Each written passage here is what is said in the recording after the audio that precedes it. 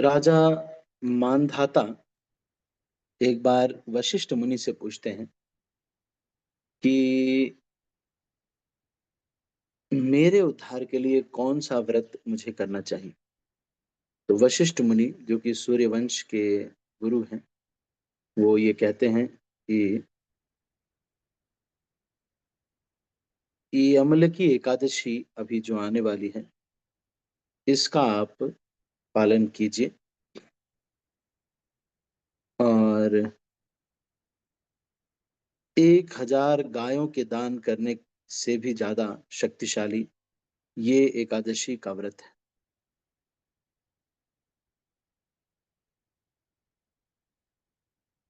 इसमें कथा आती है एक ऐसे शिकारी की जो कि निर्दोष जानवरों को मारता था अपनी आजीविका के लिए।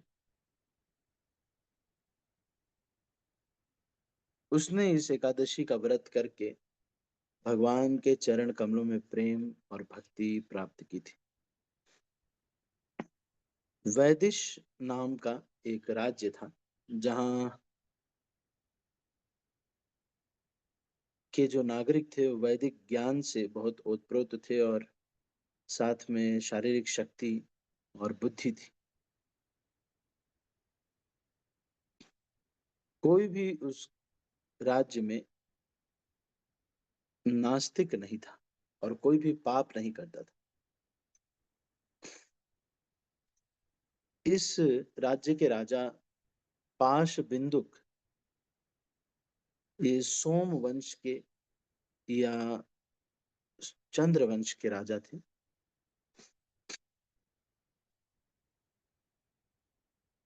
इनको चित्ररथ भी कहा जाता था और ये बहुत सत्यवादी और धार्मिक थे। राजा चित्ररथ को 10,000 हाथियों का बल था और वो बहुत ही धनी और वैदिक ज्ञान की 6 अंगों को बहुत अच्छे से जानते थे। महाराज चित्ररथ के समय में कोई भी व्यक्ति किसी दूसरे का धर्म पालन करना या फिर पाप करना, ये सब कोई भी प्रयास नहीं करता था। कोई भी गरीब व्यक्ति नहीं था, कोई भी कंजूस भी नहीं दिखता था।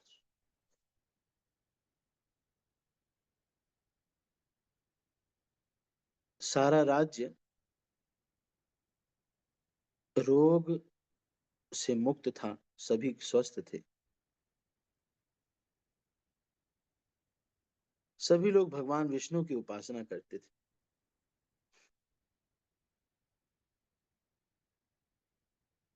और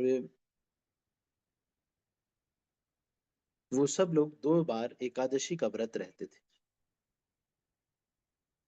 तो वैदिश जो राजा थे वो बहुत समय तक जिए। एक बार फागुन महीने की अम्ल की एकादशी आई और चित्ररथ को लगा कि ये सच में इसको एकादशी का बहुत महत्व है, इसलिए मुझे पालन करना चाहिए।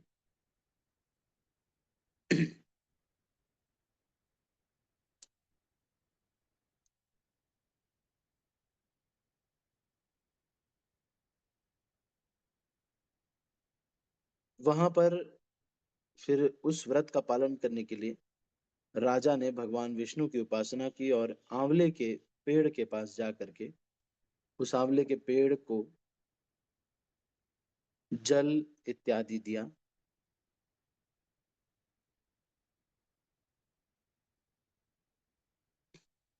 फिर भगवान परशुराम की उपासना की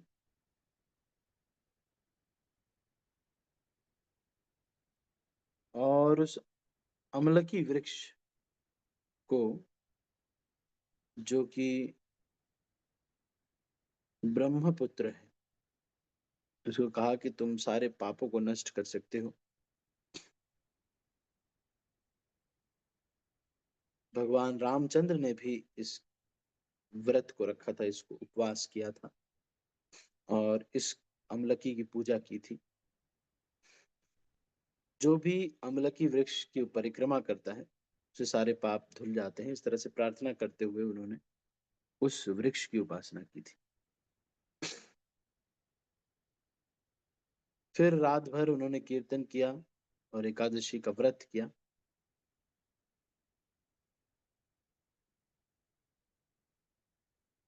तभी वहां पर एक बहुत ही नास्तिक व्यक्ति, अधार्मिक व्यक्ति वहां पर आया, जो कि पाप करके, जानवरों को मार करके अपने परिवार का भरण पोषण करता था।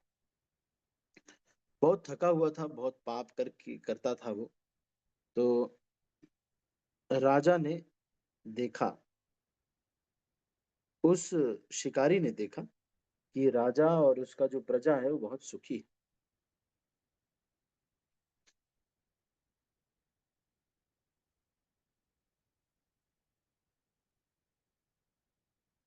तो जब शिकारी को ये सब देख करके बहुत आश्चर्य हो रहा था कि ये क्या है, ये लोग यहाँ पे क्या चल रहा है। फिर उन्होंने देखा कि वहां पर आमलकी वृक्ष के पास एक भगवान दामोदर का विग्रह है, और जल पात्र इत्यादि से उनकी उपासना हो रही है, और भक्त लोग कुछ गीत गा रहे हैं।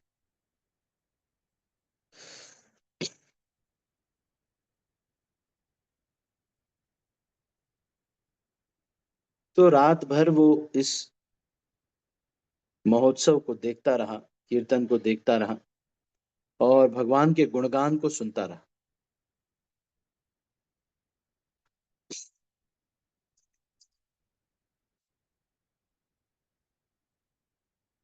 तो जब ये एकादशी का पूर्ण हो गई, तो वो सब वैदिश राज को चले गए, और जो शिकारी था वो अपना भोजन करने के लिए अपनी कुटिया में चला गया। फिर थोड़े समय के बाद उसने उसकी मृत्यु हुई शिकारी की, और एकादशी व्रत का फल उसको मिला, क्योंकि उसने भगवान का गुणगान उस दिन सुना था, और रात भर वो जागा था। और वो अगले जन्म में एक राजा के रूप में जन्म हुआ उनका।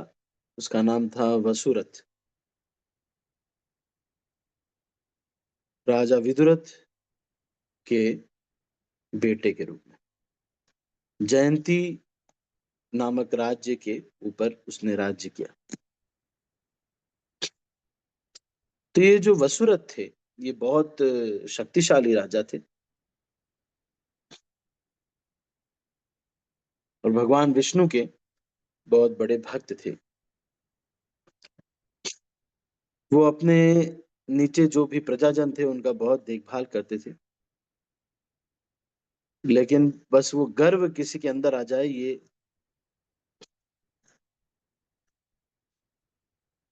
उनको ठीक नहीं लगता था। एक दिन राजा शिकार में गए और अपने रास्ते को भूल गए।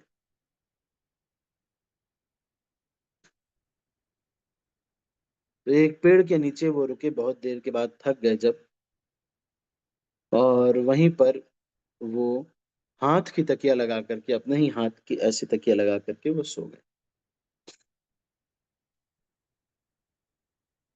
कुछ कबीले वाले उनको पकड़ के ले गए।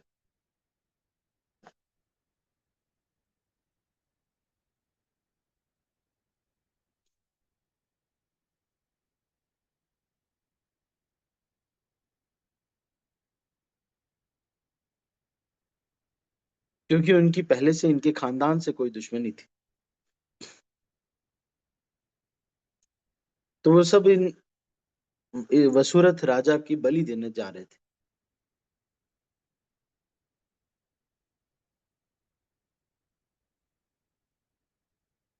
तो वो जब इनके ऊपर प्रहार करना चाहते थे, लेकिन कोई भी अस्त्र शस्त्र उस राजा को कुछ कर नहीं पा रहा था। तो वो सब लोग डर गए।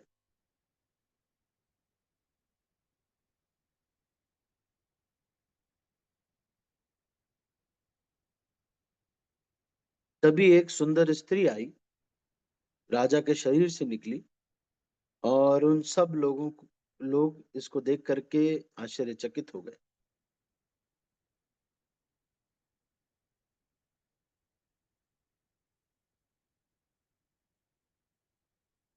तो वो जो स्त्री थी, वो मृत्यु साक्षात लग रही थी, इतनी डरावनी।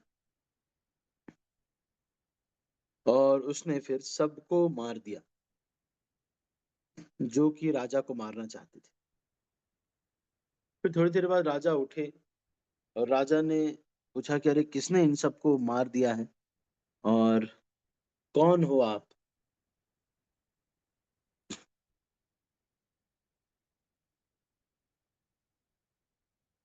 तो फिर वो स्त्री ने कहा कि तुम्हारी रक्षा भगवान केशव ने की है,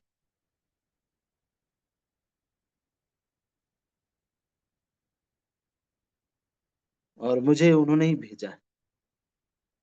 तो इसको सुन करके राजा वसुरत बहुत खुश हो गए, भगवान कृष्ण से प्रेम में ओतप्रोत हो गए।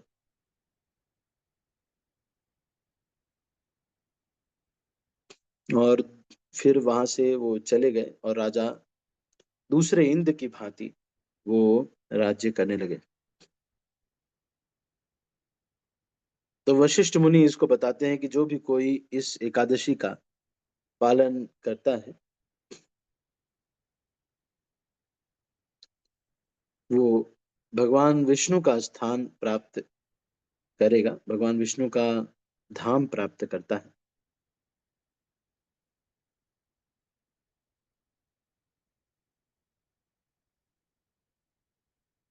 तो ये जो है ब्रह्मांड पुराण में इस अम्लकी एकादशी,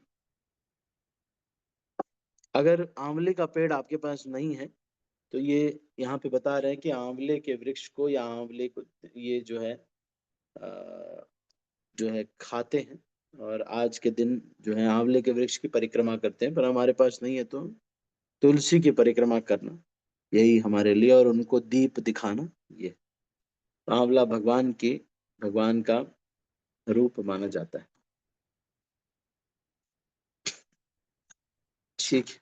तो अभी हम ये एकादशी की जो चर्चा है उसको यहीं पर क्लोज करते हैं, और हम एक थोड़ा सा एक वैष्णव भजन चर्चा करेंगे, जो हमारे पास समय अभी कम है। तो ये एकादशी के व्रत जब होते हैं, तो हमको फिर से वो स- आता है समय कि हम सब कुछ छोड़ के अ, शुद्ध भक्ति करने में फिर से लग जाए। तो हमारा मन बहुत इधर उधर चला जाता है, तो ऐसा कुछ ऐसा कुछ करना चाहिए जिससे कि हम ध्यान पूर्वक जप कर सकें।